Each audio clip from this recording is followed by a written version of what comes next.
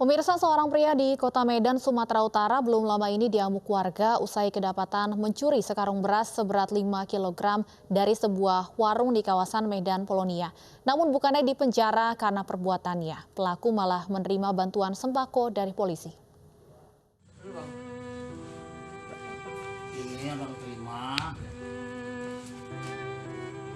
Inilah rekaman video amatir yang merekam saat Kanit Binmas Polsek Medan Baru yang mendatangi rumah Atek. Pria yang sebelumnya tertangkap tangan hendak mencuri sekarung beras Sabtu lalu di Medan Polonia, Sumatera Utara. Kedatangannya bukan untuk menggelandang pria tersebut ke jeruji besi, namun untuk memberikan bantuan berupa sembako dan uang tunai.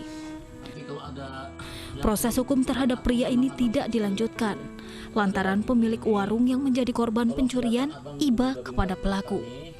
Pelaku beralasan ia terpaksa mencuri karena kelaparan. Apalagi Atek yang bekerja sebagai tukang bubut tak lagi memiliki penghasilan akibat pekerjaan sepi sejak mewabahnya virus corona. Sebelum kami pulangkan, kami tanya dulu, saudara Atek kenapa mengambil beras. Dan saudara Atek menjelaskan bahwa dia sudah tidak makan beberapa hari karena kelaparan. Nah, kemudian juga kami mengecek ke rumah apakah betul keterangan dari saudara Atek. Dan yang betul, saudara Atek memang sudah beberapa hari tidak makan karena beras yang dia dapatkan dari pemerintah kebetulan memang diberikan sama istrinya dan sudah dicek juga oleh Kanit Binmas ke Kepala Lingkungan. Jadi betul memang berasnya diberikan kepada istri. Kasus pencurian sekarung beras seberat 5 kg yang dilakukan Atek viral di media sosial. Warga pun akhirnya simpati atas kasus ini karena latar belakang Atek yang mencuri semata hanya karena ia sudah tidak makan selama beberapa hari. Ditambah lagi, ia hidup sebatang kara. Atau saya pribadi, ini sekali lagi keputusan Kapolsek. Bagaimana kronologis hingga Atek terpaksa mencuri sekarung beras karena kelaparan? Kita sudah terhubung dengan Pak Atek. Selamat malam, Pak Atek. Ya, selamat malam, Bu. Iya, Pak Atek, apakah betul Bapak terpaksa mencuri karena kelaparan? Bagaimana ceritanya saat itu? Beginilah ceritanya, Bu, ya. Pada saat malam Minggu tanggal 18, sekitar jam-jam 6 maghrib gitu. Setelah itu saya membeli mie 1 bungkus dan selingkar anti yang bakar. Saya tengok ada beras di situ, lantaran saya hampir seminggu nggak makan. Niat saya pun timbul untuk mencuri sekarung beras. Jadi awalnya ke toko itu untuk membeli mie begitu ya? Iya, Bu, ya. Dan sudah 1 minggu tidak makan, Pak Atek sehari-hari pekerjaannya apa? Saya di bengkel bubut. Dan selama wabah COVID-19 ini memang mengalami penurunan penghasilan? Iya, ya, Bu. Berapa biasanya penghasilan yang diperoleh dalam sehari? 110.000, Bu. 10.000? 110.000. 110.000. Setelah kemudian dalam masa-masa pandemi ini berapa penghasilan yang diperoleh dalam sehari? Kadang masuk kerja, kadang nggak juga, Bu. Sehari ya dapat 110.000 gitu aja. Dan informasinya Pak Atek, proses hukum akibat perbuatan Pak Atek ini tidak dilanjutkan, benar ya Pak ya? Iya, Bu, ya. Alasan proses hukum tidak dilanjutkan ini apakah diberitahu oleh pihak polisian, apakah memang dari pihak polisi yang melepaskan atau memang dari pemilik toko ataupun warga yang menolak atau mencabut tuntutan terhadap Pak Atek? Dari pihak toko ini, dari pihak toko, Bu, yang mencabut tuntutannya, Bu, untuk melepaskan kita, Bu. Pada saat Pak Atek berada di toko ini kemudian ketahuan begitu melakukan pencurian, bagaimana reaksi dari pemilik toko dan warga sekitar? Ya, pada waktu kita melakukan pencurian, pemilik toko menjadi maling, Bu. setelah itu datanglah warga untuk mengharbin kita, Bu. Setelah itu pemilik toko yang memanggil pihak kepolisian? Di telepon, Bu. Kemudian apa yang dilakukan polisi pada saat tiba di lokasi? Langsung kita di Borgor. Kemudian sempat dibawa ke Polsek setempat, Pak Atek? Iya, dibawa ke Polsek setempat, Bu. Bagaimana kemudian ceritanya hingga Pak Atek ini dilepaskan, bahkan juga mendapatkan bantuan ya dari pihak kepolisian?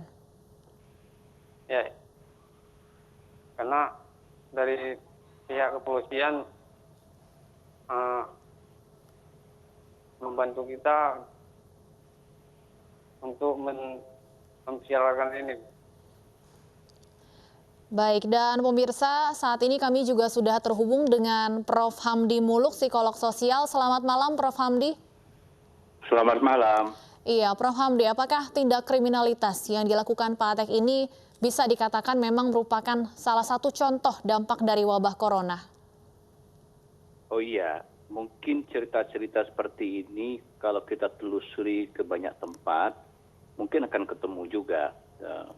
Entah itu tidak dilaporkan ataupun ketahuan. Tapi intinya begini, memang corona ini akan punya dampak lain yang harus kita perhitungkan dengan seksama, yaitu dampak kehidupan sosial ekonomi ini. Kalau saya dari awal mengatakan soalnya ketika orang teriak lockdown, lockdown, seolah-olah kehidupan mati semua, kita nggak boleh ngapa-ngapain, terus hanya diam di rumah, kehidupan berhenti, kan itu tidak mungkin juga. Sebenarnya dalam menghadapi corona ini menurut saya pembatasan sosial berskala besar ini secara terukur itu sudah tepat. Maksudnya begini, toh yang perlu kita lakukan adalah menjaga sebuah rasionalitas bahwa yang dihindari dalam penyebaran COVID-19 ini adalah kegiatan berkerumun dan orang tidak menjaga jarak satu sama lain dan tidak ketahuan ketika itu berkerumun apakah dia sakit, apakah membawa penyakit atau sehat, dan itu berpotensi menularkan. Itu yang dilarang sebenarnya. Itu sudah kita lakukan, bahwa kegiatan-kegiatan yang menumpukan orang banyak di satu tempat kita hindari. Jadi orang kalaupun harus beraktivitas, melakukan aktivitas jarak 1,5 meter, 1,5 meter sebenarnya.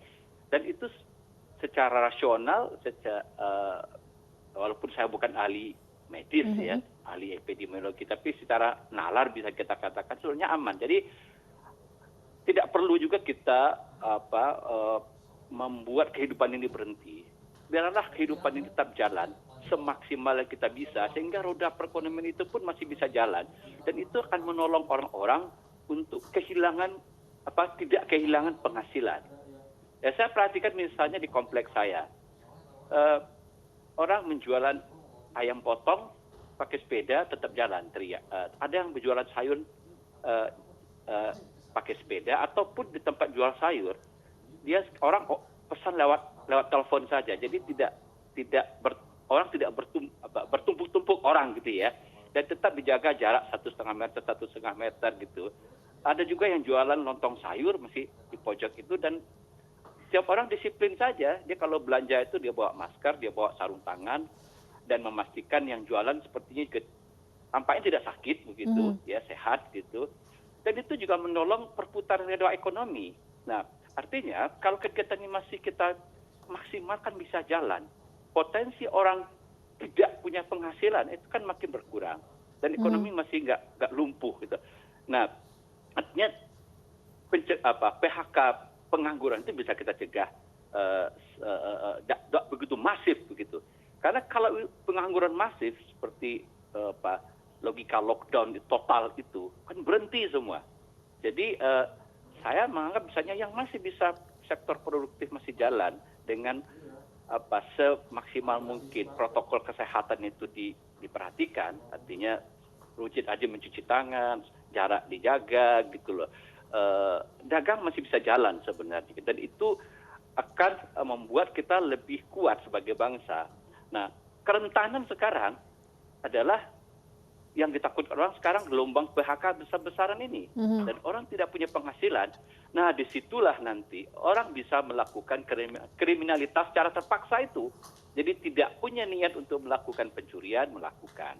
Nah, ini kan bisa menimbulkan dampak-dampak ikutan yang tidak kita antisipasi. Misalnya masyarakat tidak tahu, seperti dari kasus Pak Ateng ya, apa namanya tadi. Iya, Prof, kalau kita lihat dikeroyok misalnya, Prof, kalau di Jakarta dan sekitarnya kita lihat memang bantuan sudah begitu banyak disalurkan. Betul. Namun kita lihat seperti kasus Pak Atek di Medan, kemudian juga sebelumnya ada Bu Yuli juga yang meninggal setelah 2 hari tidak makan. Apakah memang perhatian ke daerah ini masih cukup kurang saat ini? Ya, ini menurut saya solusinya sekarang adalah mari kita perkuat solidaritas, ya, dan terutama memanfaatkan modal sosial kita yang besar itu adalah di komunitas. Mulai berangkat dari RT misalnya, di kampung-kampung. Kita berdayakan sekarang pemuka-pemuka kampung dan pendataan yang penting. Menurut saya pendataan yang penting. Jadi bahkan sebenarnya sebelum COVID-19 pun kita masih sering menjumpai keluarga-keluarga miskin yang nggak makan gitu ya. Nah ini kan nggak boleh.